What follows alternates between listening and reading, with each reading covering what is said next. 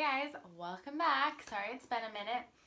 So today I wanted to share my beliefs kind of about medicine a little bit. I've had a lot of questions about me giving birth at home and why we don't vaccinate. So I'm going to do the whole vaccination video separately, but I thought I would share the story of my daughter's birth. She's almost 1 year old.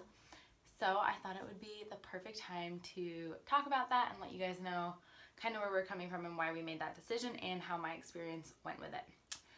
But, so we were on vacation in Arizona and I had a bunch of sweet girls who wanted to meet me, and I always forget that people don't know how to say my name, and they told me that I needed to let all of my YouTube subscribers and like social media friends know how to say my name. Kind of a bombshell, I think. So, I have been cursed my whole life with people not knowing how to say my name. So, my name is not Haley. I think probably 99% of you think my name is Haley. But it's not. My first name is Hallie. So, I always told people my name was like Halle Berry. But now that's not my last name anymore. So, my name is Hallie and our last name is pronounced Everts, not Everts or Everett or whatever. It's Hallie Everts. So now you know. All right, now that that's out of the way, let's jump into the story. I knew pretty much for the majority of my life that I wanted to give birth at home once I was taught about vaccines and medicine. I definitely knew I didn't want to vaccinate my kids. And it wasn't until I saw the kind of experiences some people went through that I knew especially I did not want to give birth in a hospital. And that's really hard because not a lot of people will agree with you on that, especially when it comes to like finding a husband. A lot of people would say, no, you're crazy, like we're going to a hospital. So I was super lucky that CJ had grown up the same way I did. He did not like medicine, he did not like vaccines, and he wanted a home birth. He actually himself was born at home. So he was totally supportive of us doing a home birth. And his sister actually gave birth at home, and she used the same midwife I did. So that's how I got my referral. So basically, a home birth uses a midwife.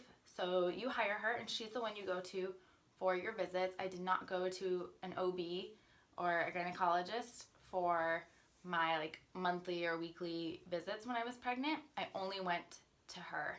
So I first went to her when I was 10 weeks pregnant, and that's when we heard the heartbeat for the first time. So every appointment we went in, had to pee and test my urine for like too high of sugars or proteins, like to look for preeclampsia or gestational diabetes and things like that. And she took my blood pressure, just like felt my stomach and listened to the baby's heartbeat. And that was it. I never once had a pelvic exam done, which I liked. I'm not like afraid of that stuff. As you guys know, I'm pretty open. So that wasn't my reasoning at all for wanting to do that, but based on what I know, it's just not really necessary. I was really comfortable with doing these types of visits because I liked the midwife. She was very respectful. She is my employee, so I'm the boss. I make the rules for what I want to happen. So she obviously gives me her guidance and her counsel and her knowledge. She has all the facts presented to me, but I got to choose what I wanted to do or not. So I never even did a glucose test. Like I said, never had any pelvic exams done, and it was my choice for after the baby was born what I wanted to do. And I really liked that because that was one of the biggest reasons why I did not want to give birth in a hospital. I did not want people telling me I needed to do the vitamin K, I needed to do the DTaP, I needed to do the eye things, the pricking the heel. I can't even remember what all that is right now. But I just did not want to be forced into that or judged, especially when you've just given birth, like you're super emotional. I did not want someone making me feel like a bad mother for choosing not to do those things. Based on what I've researched and our beliefs, we did not feel like any of that was necessary. I did, however, need to have a shot twice because of my blood type, because I'm A negative, because of the RH factor. CJ's blood type is O positive, and because I'm A negative, our blood types are not compatible. So if the baby had a negative blood type, my body would see it as like a foreign invader and would try to reject it. So I needed to have a shot to stop my body from doing that. Another one of my reasons for wanting to do home birth was I wanted it to be a very special experience just between me and CJ. I did not want anyone else there. I didn't want to have a bunch of nurses coming in and out. I didn't want a bunch of family coming in and out. I wanted it to just be us, and I wanted to be able to relax afterwards. So it was so amazing to be able to just get into my own bed, a queen size bed, and be comfy and be in my own surroundings instead of being in some weird place. The hospitals just make me uncomfortable anywhere. It's where people are sick. It's where people are dying. Like, they're ugly. They smell weird. My comfortable spot is in my home. And giving birth is such a mental thing that I wanted to be as mentally relaxed as I possibly could be. And for me, that's in my home. That also goes along with the actual process of like being in labor and giving birth. I wanted to be able to do whatever I wanted, whatever was comfortable for me. Based on what I have learned, being in a bed on your back with like your feet up in the stirrups is not good on your body to be pushing and giving birth. And I wanted to be able to listen to my body and do whatever felt natural to me. I didn't want a doctor or a nurse or whoever telling me I had to be in a certain position or do things a certain way. I wanted to just listen to my body and do what my body was telling me and whatever was most comfortable for me. Another thing is hospitals make you stay 24 hours, even if you had like a super smooth delivery. I would not want to stay in a hospital 24 hours. I want to get home and just start living my life. I know a lot of people are afraid to go home with their baby. They're like happy to stay in a hospital because they have nurses and people there to help them, but I did not want that. I wanted to be able to be in my home and just live my life. This is what I've been waiting for 8-9 months. So it was just so nice to be able to use my toilet and be in my bed and eat my own food and do whatever I wanted because it was my house. And I was able to call the shots for who I wanted to come and when I wanted them to come over. People couldn't just show up. So it was awesome. I did get 2 ultrasounds done and I went through someone else. So my midwife does not do the ultrasounds herself. She referred me to someone.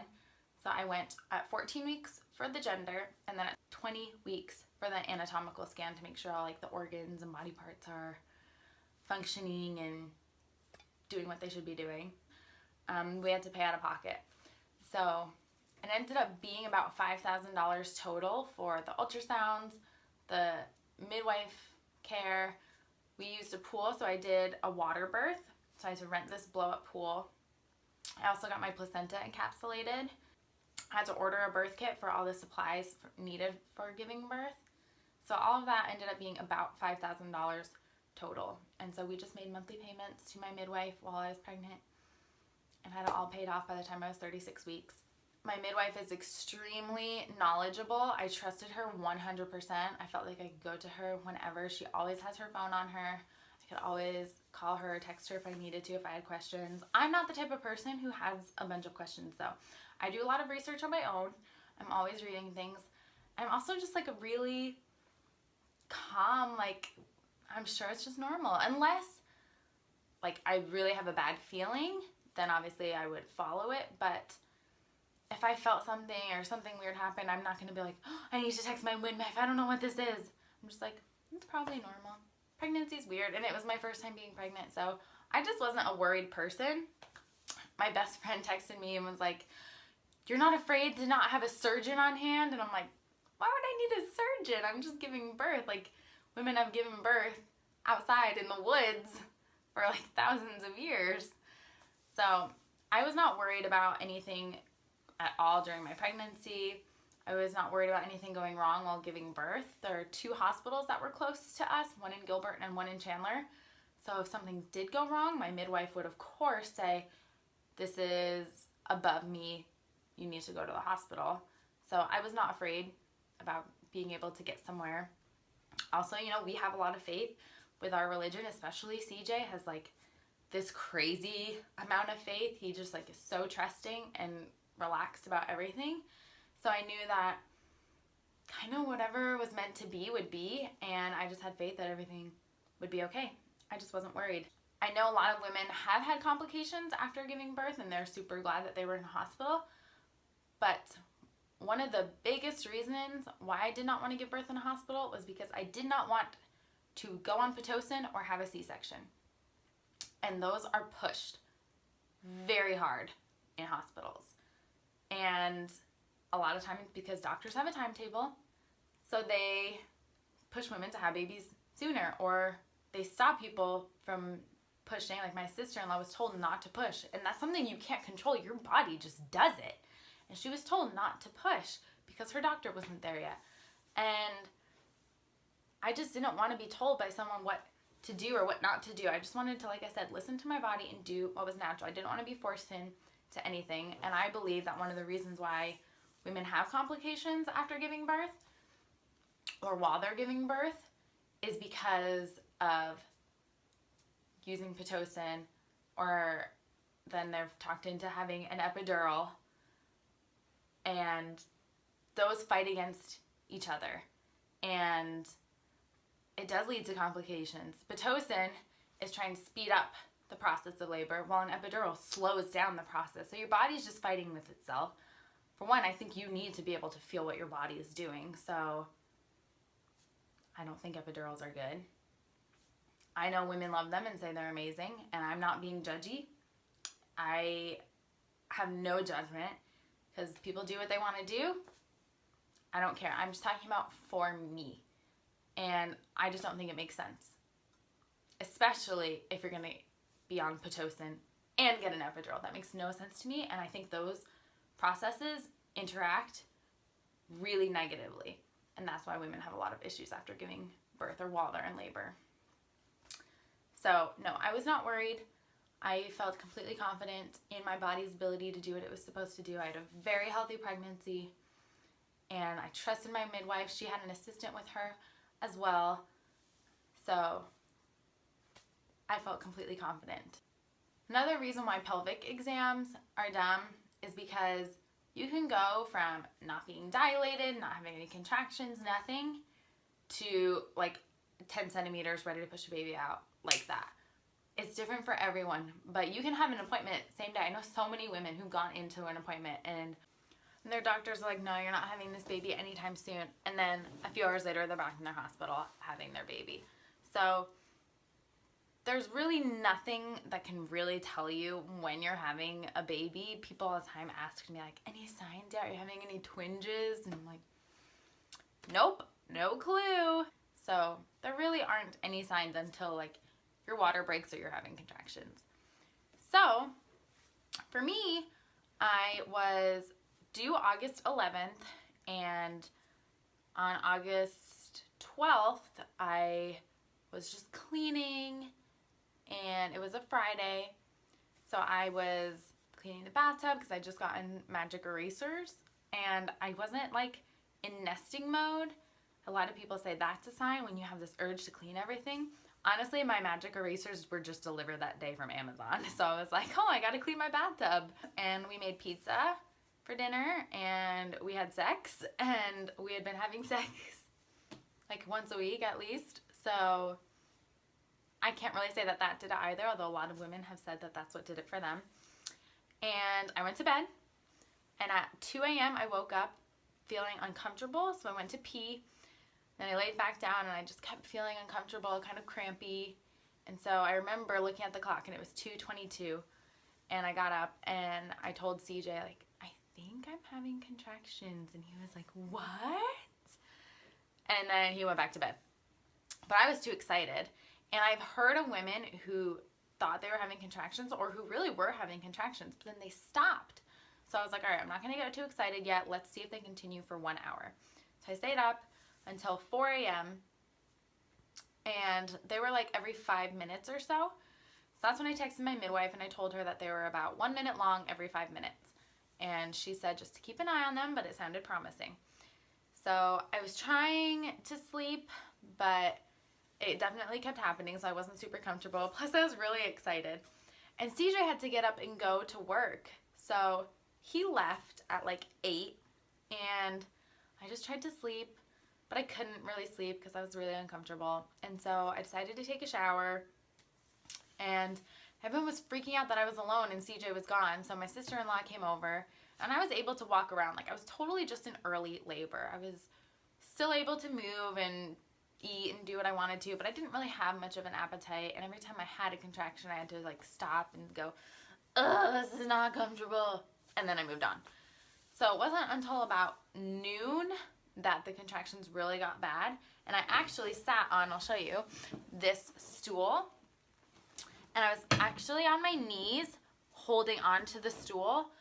And I just was like leaning over, like gripping super tight onto this stool. And that's when I think things started to kick up a notch. It was more uncomfortable, and I was getting really tense. I was just like holding on with all my might, and I was not a happy camper. So CJ came home, and he was like, I think it's time to call Stephanie. That's my midwife. And I was like, no, what is she gonna do? Like, I know that I'm not gonna have the baby anytime soon, because I know most of the time your first kid is like way longer labor. So it's like, this hasn't been very long. It's like, this is pointless. She's not gonna be able to do anything. But he called her anyway, and she came. And I'm so glad she did, because she and her assistant both had previously been doulas, which are basically just like coaches to help you have the most positive experience possible. And they were like, okay, you're doing this all wrong. You need to relax. You need to breathe. You need to not get all tight and tense. Because I was like, I was just so like tense. I don't know what other way to explain it. And they're like, you need to relax. You need to not be doing this. I was like, had my hands on the floor, and I was like pushing my body up every time I had a contraction. I was like, ugh. And that was just so not good. So they were able to help me focus on breathing and like focusing my energy down throughout my body, like just pushing it downward. And that helped so much. And I had only been eating like crackers and drinking Powerade at that point, so I didn't have a lot of energy because I hadn't eaten. So I did try to take a nap, and they decided they would start filling up the tub. But I could not sleep. I felt paralyzed when I was laying down. I felt like stuck, like I couldn't move.